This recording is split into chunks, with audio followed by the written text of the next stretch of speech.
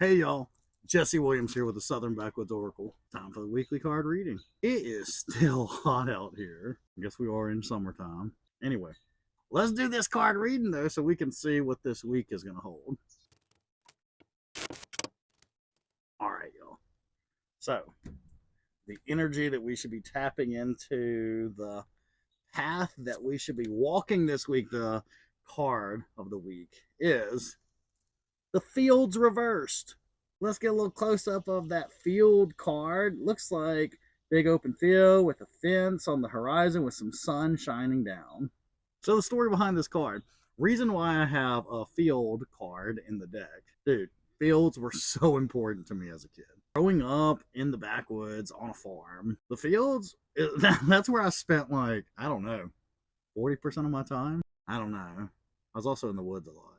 When we were walking through the fields, there was always just this openness, this freedom with them, this maybe vulnerability. You're out there in the open. So this card is this card of openness and vulnerability and expansion. But we got it reversed this week. When it's reversed, you're feeling hypervigilant. You're feeling exposed. Instead of expansion, you feel contraction. You feel yourself kind of curling in on yourself and protecting yourself, hiding or wanting to hide. This card comes up when we start feeling a discomfort around too much openness. Vulnerability might be tripping you up. It might be feeling overwhelming, making you want to contract, making you want to shield. But get this, that's also kind of a part of life. Like there's times where, we say too much. There's times where we feel like we're being too vulnerable or that we're in a position where it feels really open and really scary. Don't shame yourself for that. That's okay. But give yourself a chance to catch up.